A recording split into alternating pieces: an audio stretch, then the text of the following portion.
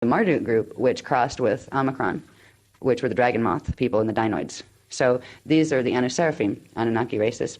And they've forever been trying to get the territory here. These are the ones that set up the Nibiru Datic crystal grid in 25,500 BC. But way back in 250,000 BC, they were coming in here speculating for various things. One of the things they were speculating for was gold, because they had depleted Nibiru's resources of organic gold. Now, they use gold in a very specialized way. They, through laboratory ionization, they call it, they create what's called, in contemporary terms, and it used to be called this in Egypt too, white powder gold, which is a substance that has the ability to create, let's say, electrical sparks within the atomic structure that allow more energy to be pulled in from the field around you. So it assists in sustaining immortal life. Not eternal life, but immortal life. There's a difference. You don't want to be immortal. You know? Eternal, yes. Immortal, there are better things to do. But because they were running out of natural gold in their planetary system, and the Palladian system was devoid of it, it didn't have any to mine, Earth was very rich in organic, elemental gold. They literally, on Nibiru, once they created Nibiru in a way where it was in its artificial orbit, and it's an orbit that runs partially through the Phantom Matrix and then back up through our gates and into our system. It used to be in our system completely, but when it fell, they created an orbit that runs between the two systems, and every 3,657.8 years it cycles back through. So to sustain their atmosphere, they had literally changed their atmosphere, and you found a way to imbue this elemental gold ionized particulate structure into this white powder gold substance into their atmosphere, so they breathed it.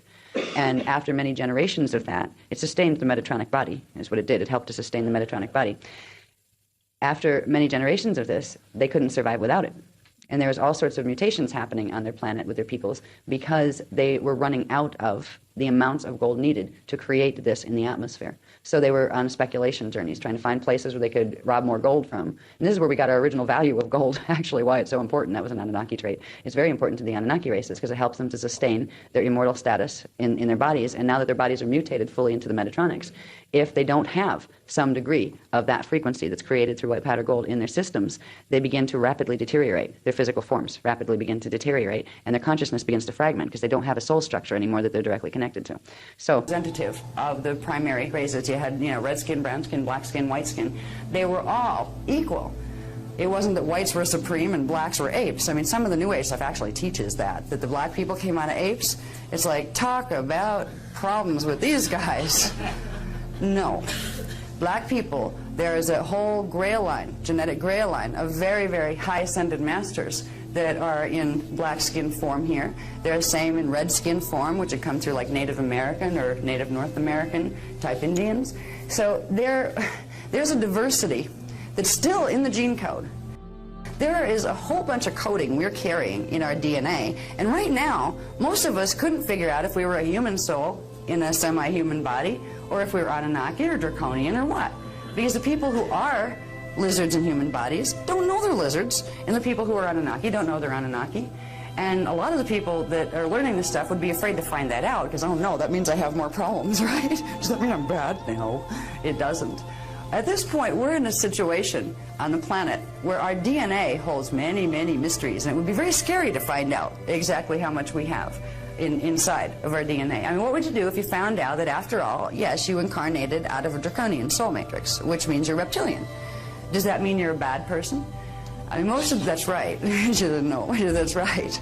Most of the people on the planet right now that are not human consciousness or indigo consciousness are out of two other groups. One is, and both of them happen to be fallen angelic groups. The people that are in human forms that came out of the fallen angelic groups were parts of those collectives that wanted to get their Christos imprint back, and they were trying to run away from the nasty fallen angelic groups that they had been a part of.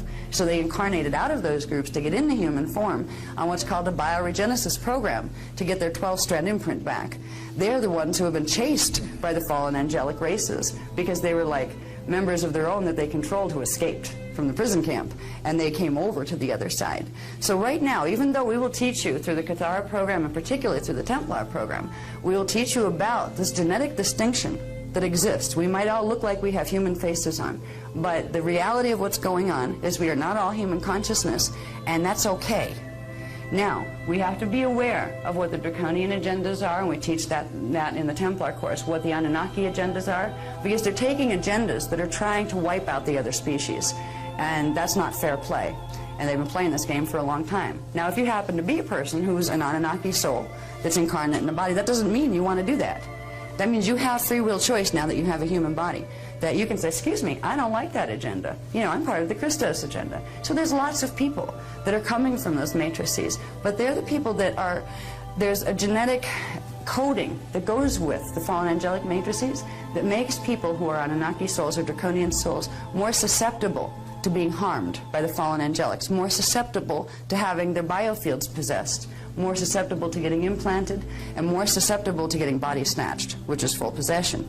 So these are people that, and if you know, I mean, you never know if you're one until eventually you start to talk to your Christos self. It will let you know.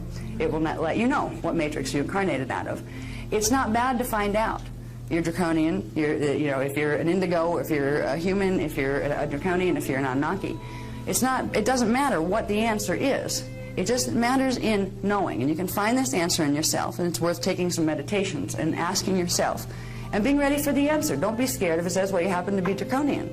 What it means is, okay, that means there's something in my DNA template that I have to be extra careful to use my Maharic seal more often, so the other ones can't get a hold of me.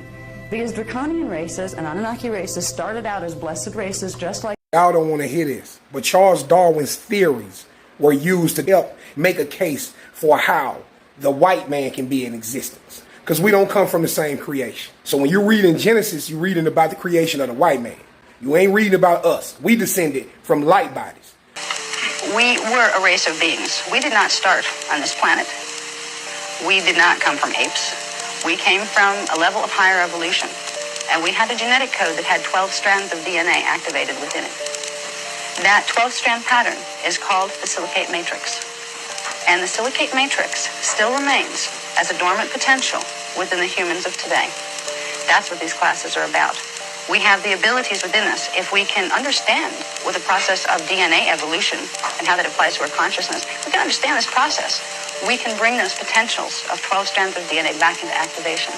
Now, we have 2 identified strands, as far as our scientific community knows. And we attribute things, you know, the genetic characteristics, eye color, hair color, disease sometimes, to genetic factors. There are levels of DNA structure that are even below that. There are base structures of DNA. And when we get into this, we're getting into something called chelantic morphogenetic science. It's the science of morphogenetic fields.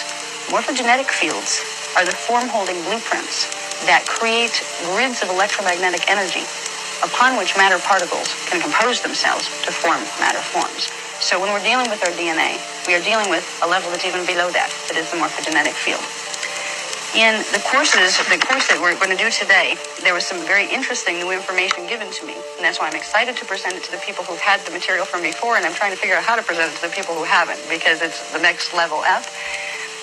Very quickly speaking, in the silicate matrix, which we are trying to activate in our DNA through these classes, there are 12 strands of DNA. They are double heli. You have one magnetic heli and one electrical heli. So you have 12 of those. That's the basic structure.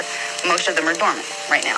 Most of us on the planet right now have an accretion level, which is the DNA activation level, of between 3 and 3.5. Our scientists see 1 double helix. That is because there are particles that vibrate at a different angle of rotation and vibrate at a slower pulse than our particles in our perceptual field and the perceptual field of our instruments, and there are ones that vibrate higher. DNA is stacked in an overlay form, and you will only be able to perceive from any one system the portions of the particles that vibrate within that system. So right now, we don't have the instrumentation here. Well, actually we do. The physical body has the ability to see those multidimensional scales, but they're not able to see them with scientific instrumentation. But we are dealing with an overlay structure of 12 DNA strands, most of which are dormant. We descended down into physical form. Y'all not ready for what we are, bro. It's the reason why we absorb sunlight and can use it for energy for our bodies. It's the reason why when y'all stand in the sun, y'all burn up. So who you think the universe is going to pick to represent itself? It's going to pick the people who get burnt up by the sun. The sun gives all things life. And you get burnt up by it. But I can stand in the sun all day and it don't bother me. And in fact, it gives me energy. So who you think represented by the universe? Let's think, man. Think. Far as my Hispanic people go, man, just keep it real with y'all. We know where y'all came from, big dog. You need to go do your research on Asian conquest. The Asians came, the Mongolians came here in the 1300s, bro. Okay? They mixed with brown indigenous people, people that look like me. They mixed with them people. And they created what you know as the brown Chino. Okay? And y'all still got a lot of them down there. But then they were mixed with the white conquistadors, the white Spaniards that came 200 years later. And that's why some of y'all Mexicans got that white skin. That's why a lot of y'all Hispanics that got white skin that's not from Spain, this is where you get your white skin from. This same mix can explain the Native Americans, also can explain the Hispanics. And I know it's offensive, but hey, man, it's the science, bro. You cannot run from the truth, bro. You can't run from the truth forever. We are the original people. We the first people of all lands. That ain't no diss to nobody. And as soon as we can start embracing this truth, we can start getting this planet back in alignment and get rid of these evil people that done hijack this planet. That's the issue. Everybody want to buy into a lie instead of try to buy into the truth. We know who we are. We are mighty people, bro. Every obstacle you think of has been put in front of us, and we still overcome it. We are the royal families. We the real royal families. We're not the hijacked royal families. And for all y'all that keep looking down on the Moors, bro, you need to have some respect for that, bro. That's our royal families. We come from royalty. Y'all be saying it, well, we come from kings and queens. Duh. Those are the kings and queens. It's time for y'all to step y'all game up, man. Like I said, I come from the old woke era, bitch. I ain't get my information off of TikTok. I build with the master teachers. So catch up. Peace.